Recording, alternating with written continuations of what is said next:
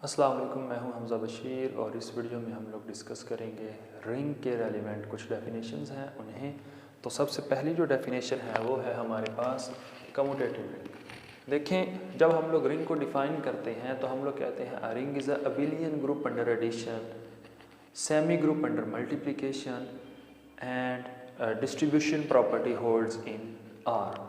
तो ring abelian group है under addition, लेकिन अगर कोई सेट ऐसा हो, अगर कोई रिंग ऐसी हो जो रिंग बनाने के बाद अबिलियन ग्रुप हो जाए, उसके अंदर abelian property commutative property hold करे अंडर मल्टीप्लिकेशन, तो ऐसी रिंग को हम लोग कहते हैं ये है हमारे पास कम्यूटेटिव रिंग। तो ज़रा देखिएगा, डिफाइन करते हैं a ring R is called commutative ring if a b is equal to b a for all a b belongs to R. यानी उस रिंग के अंदर हमारे पास commutative property under multiplication hold कर जाए। और इसकी एग्जांपल्स हैं हमारे पास ring of even numbers, ring of integers, ring of complex numbers, ring of real numbers. M2 ऑफ Z जो है हमारे पास एक ऐसी रिंग है जो कम्यूटेटिव रिंग नहीं है। क्यों? क्योंकि सेट ऑफ मल्टीप्लिकेशन जो होती है वो हमारे पास कम्यूटेटिव नहीं होती। सेकंड डेफिनेशन है हमारे पास ring semi group under multiplication है।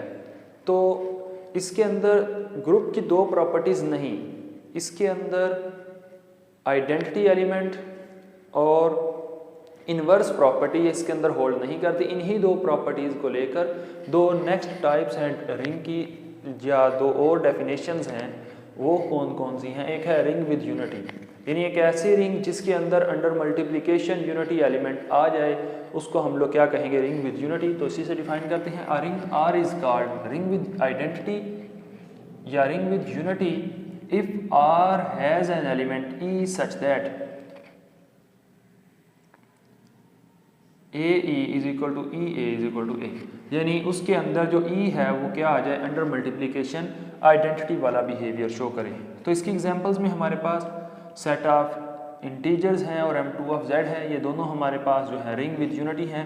और सेट ऑफ इवन नंबर जो है ये हमारे पास रिंग विद यूनिटी नहीं है, क्योंकि अगर मैं इवन नंबर्स का सेट लिखूँ वो बनेगा 0 + -2 + -4 अप टू सो ऑन। अब इसके अंदर क्योंकि 1 प्रेजेंट ही नहीं है तो आइडेंटिटी एलिमेंट इसके अंदर है ही नहीं, तो जो सेट ऑफ इवन नंबर्स है ये हमारे पास एक ऐसी एग्जांपल है जो रिंग विद यूनिटी नहीं है। नेक्स्ट है हमारे पास यूनिट एलिमेंट, क्योंकि रिंग के अंदर जर्नली यूनिट एलिमेंट प्रेजेंट नहीं होता। कुछ ऐसी एग्जांपल्स हो सकती हैं रिंग की जिनके अंदर यूनिट एलिमेंट प्रेजेंट हो। तो यूनिट एलिमेंट हमारे पास क्या है? Let R be a ring with one, an element U belongs to R is called unit element if there exists V belongs to R such that UV is equal to 1 and VU is equal to 1। कि अगर हम लोग उस के अंदर, उस set के अंदर से हम लोग दो एलिमेंट लें और उनको मल्टीप्लाई करें, उनका आंसर 1 आए, लेफ्ट साइड से मल्टीप्लाई करें या राइट साइड से मल्टीप्लाई करें, उनका आंसर 1 आए। इसकी एग्जांपल है हमारे पास कि सेट ऑफ इंटीजर्स में हमारे पास दो यूनिट एलिमेंट हैं 1 और -1। अब देखें, 1 को 1 से मल्टीप्लाई करें, आंसर 1 आएगा, लेफ्ट साइड से करें या राइट साइड से करें। -1 को -1 से मल्टीप्लाई करें लेफ्ट साइड से तब भी 1, राइट साइड से मल्टीप्लाई करेंगे तब भी 1। तो सेट ऑफ इंटीजर्स के अंदर हमारे पास ये जो हैं ये यूनिट एलिमेंट हैं। सेट ऑफ इंटीजर के अंदर 2 जो है ये यूनिट एलिमेंट नहीं है, क्योंकि 2 के क्रॉसपॉन्ड हमारे पास कोई एक ऐसा एलिमेंट सेट ऑफ इंटीजर्स में नहीं है कि जिसको हम लोग उससे मल्टीप्लाई करें और आंसर हमारे पास क्या आ जाए? 1 आ जाए। तो नेक्स्ट हमारे पास डेफिनेशन है डिवीजन रिंग की। A ring R with unity is called division ring if every non zero element of R is unit. तो तीन कंडीशन है इस डेफिनेशंस को अप्लाई करते हुए। नंबर 1 कि जो रिंग है वो किसकी होनी चाहिए? वो रिंग विद यूनिटी होनी चाहिए, यानी कि उसके अंदर यूनिट एलिमेंट प्रेजेंट हो। Number 2 for every non zero element, तो तमाम के तमाम जितने भी नॉन जीरो एलिमेंट हैं एक्सक्लूडिंग ज़ीरो, उनका क्या होना चाहिए? यूनिट एलिमेंट होना चाहिए। तो ऐसी रिंग को हम लोग क्या कहते हैं? डिवीजन रिंग कहते हैं।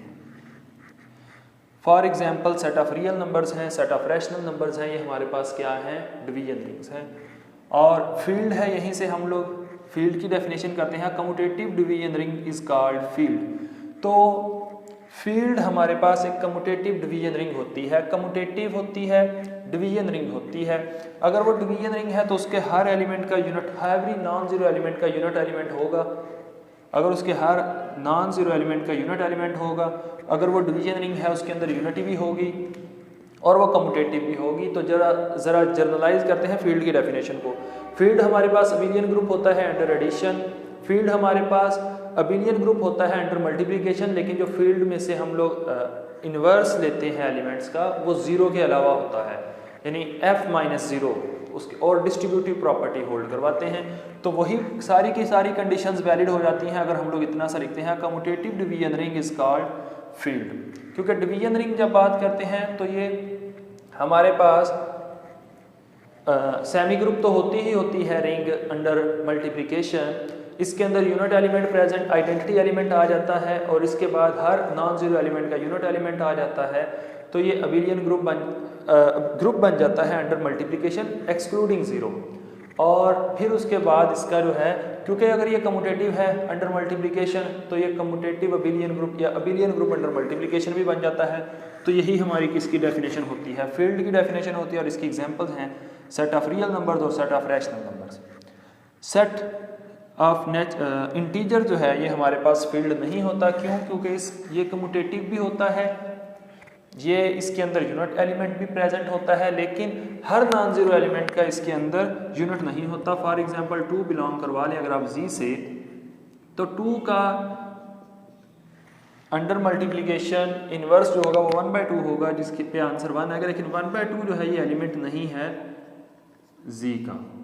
तो सेट ऑफ इंटीजर जो है ये हमारे पास फील्ड नहीं होता। नेक्स्ट डेफिनेशन है हमारे पास जीरो डिवाइजर की। Zero divisor a non zero element A is called A of a ring is called zero divisor if there exist non zero element B. B के ऊपर भी कंडीशन है, बी भी non zero, यानी 2 non zero element हो ring के, such that हम उनको मल्टीप्लाई करें आंसर क्या आ जाए, 0 आ जाए। फॉर एग्जाम्पल आप Z6 ले लें और Z6 से 2 एलिमेंट लें, 3 और 2, इन दोनों को मल्टीप्लाई करें अंडर द मॉड्यूलो 6, तो आंसर क्या आता है, 0 आता है। तो ये हमारे पास डेफिनेशन है जीरो डिवाइजर की। जीरो जो होता है इसको हम लोग जीरो डिवाइजर नहीं कहते, क्योंकि दोनों केसेस में ए और बी के लिए कंडीशन है कि ए और बी जो है वो नॉट इक्वल टू 0 हो। तो जीरो जो होता है वो इटसेल्फ जीरो डिवाइजर नहीं होता। उसके बाद अगली डेफिनेशन है हमारे पास इंटीग्रल डोमेन की। Integral domain let R be a commutative ring with unity, then R is integral domain if R has no zero divisor, यानी अगर R का कोई जीरो डिवाइजर ना हो। इससे मुराद ये है कि अगर हम लोग R में से 2 एलिमेंट लें, उनको मल्टीप्लाई करें और उनका आंसर 0 आता है, तो या तो A 0 हो या क्या हो, B 0 हो, यानी R जो है वो जीरो डिवाइजर ना रखता हो। इसकी एग्जांपल्स हैं हमारे पास सेट ऑफ इंटीजर्स, ये इंटीग्रल डोमेन है, यानी हम लोग इसमें से कोई भी 2 नॉन जीरो एलिमेंट ले लें, 2 और 3 ले लें और इनको हम लोग ये मल्टीप्लाई कराएंगे तो इनका आंसर 6 आएगा। और अगर हम लोग इसके अंदर से 2 एलिमेंट जर्नल लेते हैं A B और इनका आंसर 0 आता है, तो आप जानते हैं कि ये उसी सूरत में पॉसिबल होगा, या A 0 होगा या क्या होगा, B 0 होगा।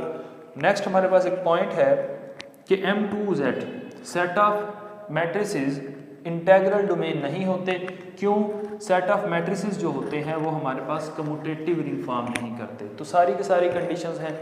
होप सो आप लोगों को समझ आई होगी, और इंशाल्लाह हम लोग जो नेक्स्ट वीडियो इसके ऊपर, ये हमारी सीरीज़ ऑफ लेक्चर है आप जानते हैं, नेक्स्ट वीडियो में हम लोग इनके रेलिवेंट जो थ्योरम्स हैं वो डिस्कस करेंगे। बहुत शुक्रिया आपके वक्त का।